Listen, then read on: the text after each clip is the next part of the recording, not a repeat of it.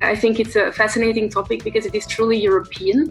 And I've always been very interested in the economics, policy, legal framework of the EU.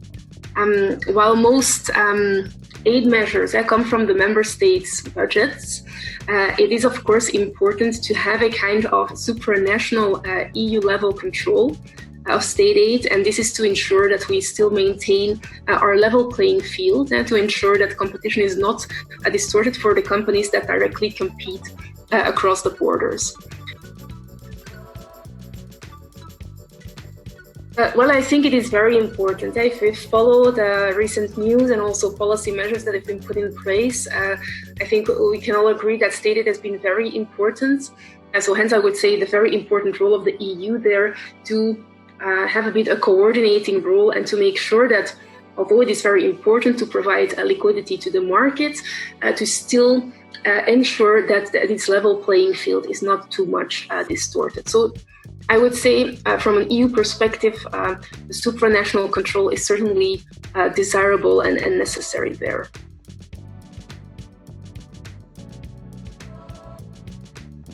Probably most interesting at the moment, the European Commission has adopted a temporary framework. This temporary framework allows to support the economy in the context of the coronavirus outbreak, and it allows then the Commission to evaluate and approve aid measures more quickly. At the same time, it allows them to guide a bit the member states into common principles. And there, under this temporary framework, we've seen a lot of measures. We've seen loan schemes. We've seen member states that have provided a number of guarantee schemes for the companies so that loans are guaranteed by the state so that companies can access additional finances or resources from financial institutions. We've seen a number of tax deferrals, allowing companies to shift tax burdens to the future. So all to ensure that the companies have sufficient access to liquidity to survive the current period. We've also have seen aid measures targeted at one specific company. Just to give you one example, we've been seeing a guarantee scheme also for a loan to the company Condor, an airline in Germany. Normally investigations and an approval of such an aid, it can take months, even a year.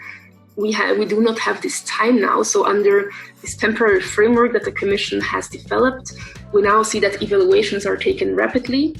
We've seen already evaluations within 24 hours.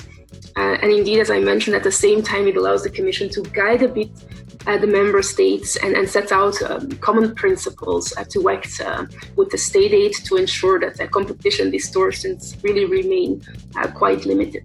Yeah.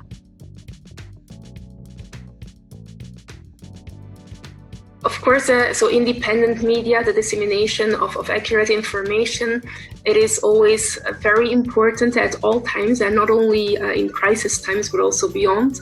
This is undisputable. But regarding support measures during the current crisis, media, as all other companies, can of course draw on, as I already discussed, like the general schemes that are available to all businesses. Of course, they have a limited impact, so the funding there is quite limited in terms of effect. Regarding state aid specifically, we always, all the years, have a number of existing aid measures. Quite typical are the support measures for public broadcasters, support to certain productions. We also have cultural support and sometimes ad hoc measures.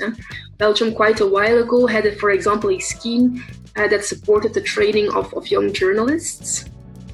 But to the best of my knowledge, there are currently no aid schemes approved, especially targeting media in the COVID crisis under this temporary framework.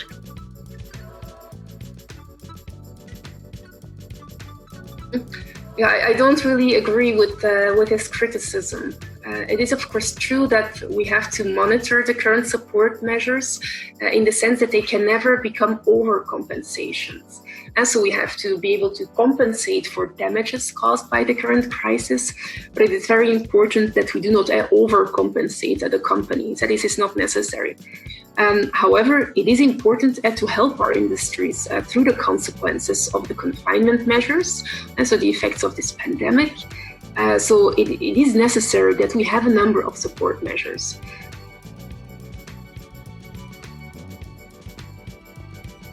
But I certainly hope so. While there regularly is criticism with regard to the EU, I think we also see in times of crisis that many look towards the EU. They look to the EU for solutions. And we've seen this also with the crisis in 2008. Countries and then policymakers look towards the EU to come up with solutions. And as a follow-up, we have indeed now an adjusted policy framework for fiscal policy coordination. We have in the meantime developed stress tests for banks and so on. So it is certainly true that crisis times can be really catalysts for change. And I believe indeed that step by step it becomes an ever closer union.